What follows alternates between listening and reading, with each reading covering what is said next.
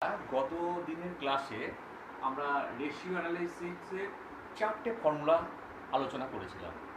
কি কি formula?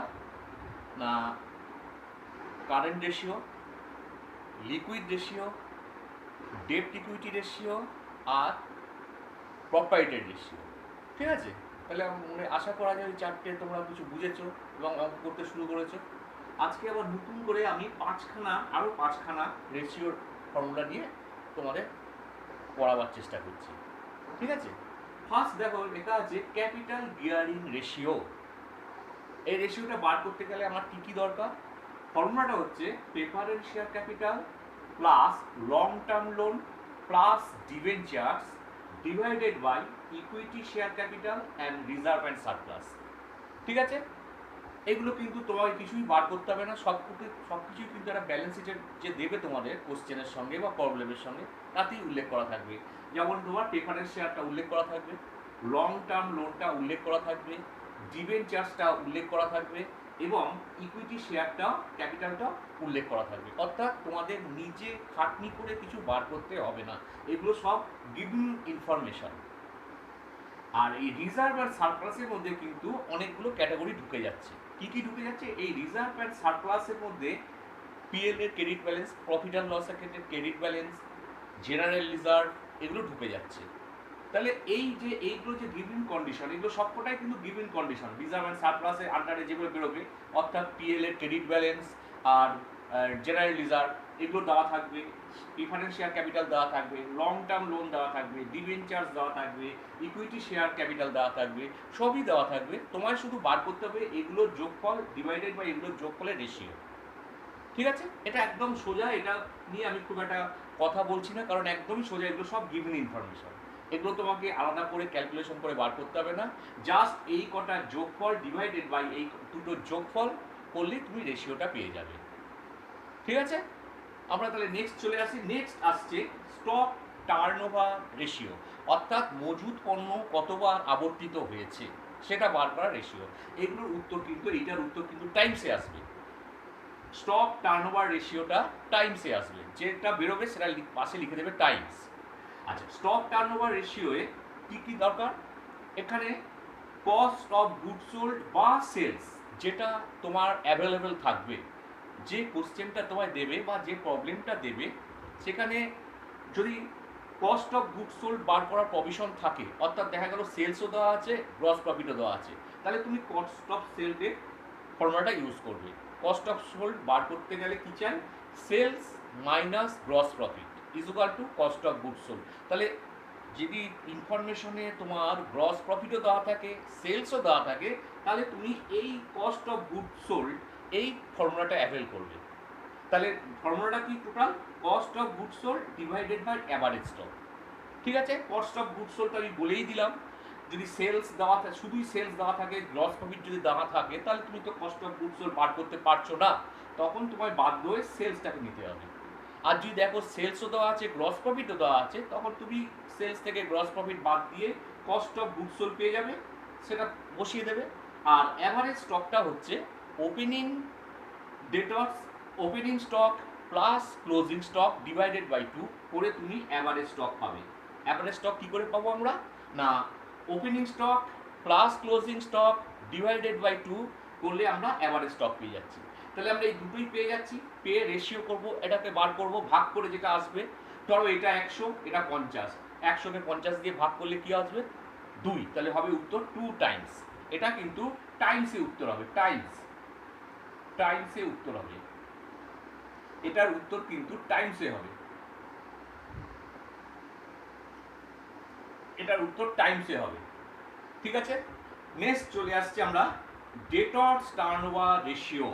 Debtors মানে আমাদের দেনাদার, যাদের কাছে আমরা টাকা পাই তাদের বলা হয় ডেটর্স। তাদের যে টার্নওভার রেশিও সেটা বার করার জন্য আমরা ফর্মুলাটা ইউজ করব credit sales divided by average debtors. ফার্স্টে আমি ক্রেডিট সেলসটা বলে দিই কী ব্যাপার। ক্রেডিট সেলস তোমায় এরকমভাবে দিয়ে দিতে পারে, একটা টোটাল সেলস দিয়ে দিল। Total sales is an aggregate of credit sales plus cash sales.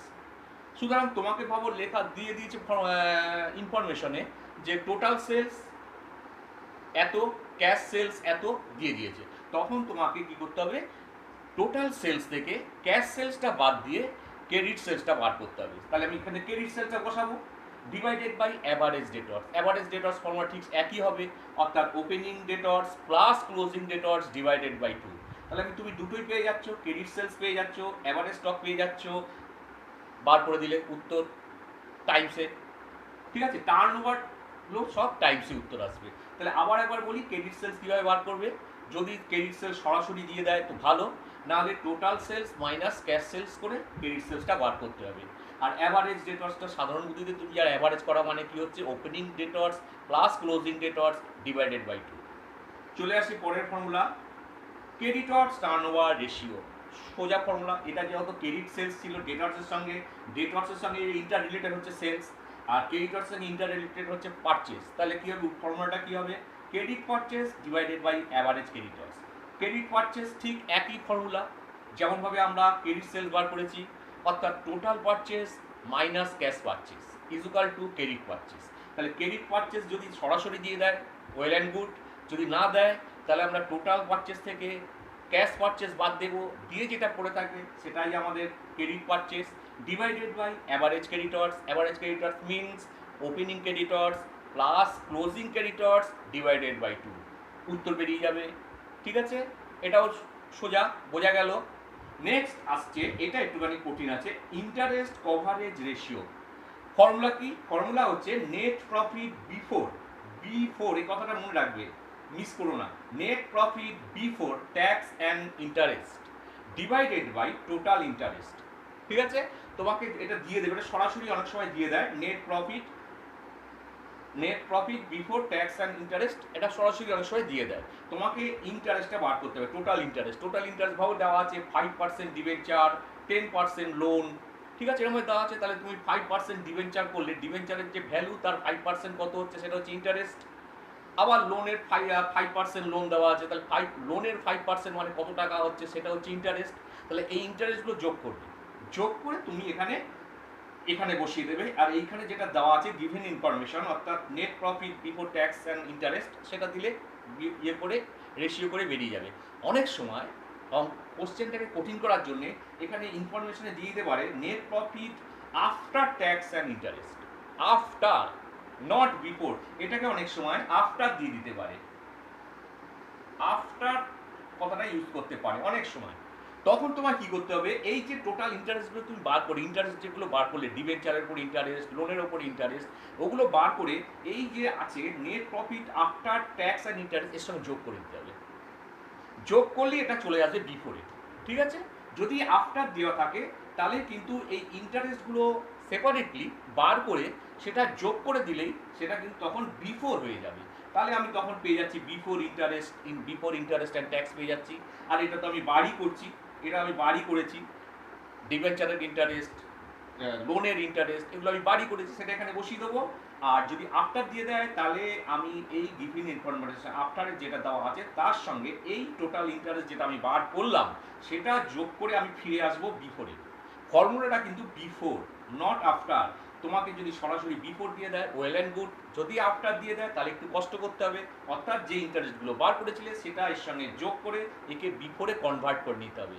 ঠিক আছে, তাহলে আমরা পরপর 5খানা পেয়ে গেলাম। এই 5খানা মূলত এই 5 আর আগের দিনের 4, এই 9টা মোটামুটি করলে তুমি পেয়ে যাবে, হয়তো কমন পেয়ে যাবে। আমি আরেকবার ডিটেলসে বলে দিই একটু।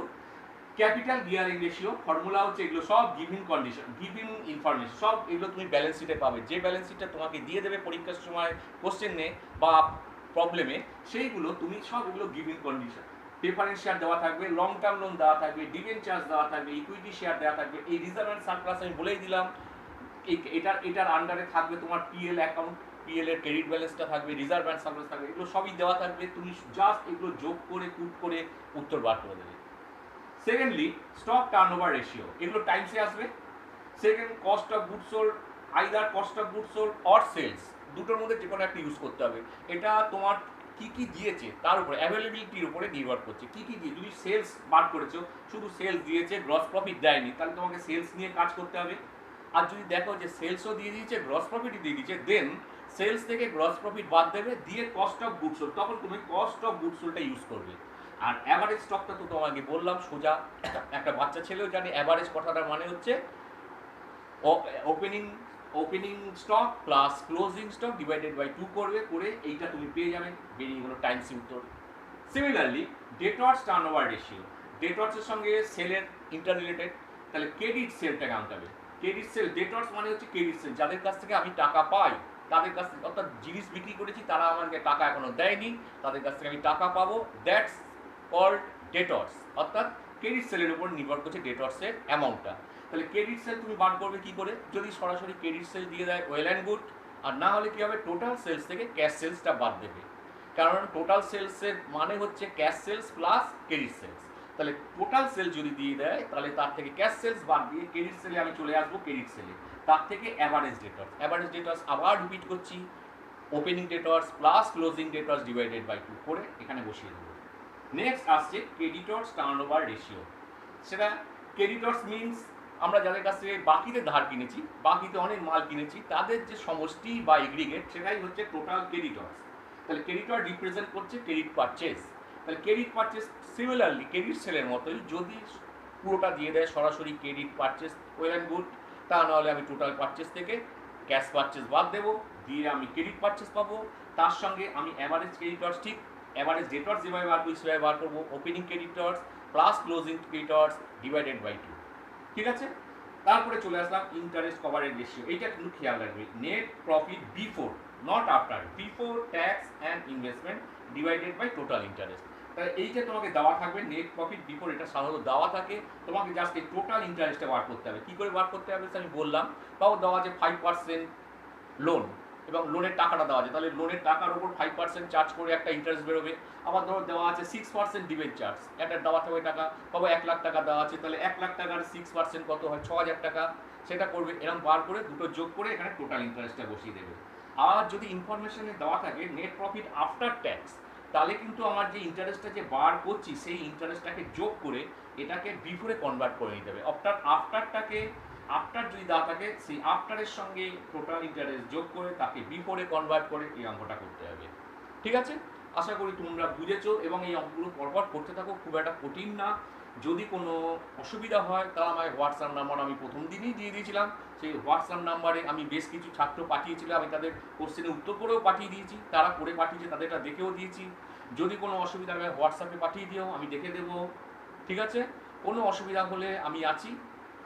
এইগুলো চেষ্টা করো, বইতে নিয়ে এই প্রবলেমগুলো বার করো, কোশ্চেনের উত্তর করো, তারপরে আমায় পাঠাও। ঠিক আছে, কোনো অসুবিধা নেই, গুড, ঠিক আছে।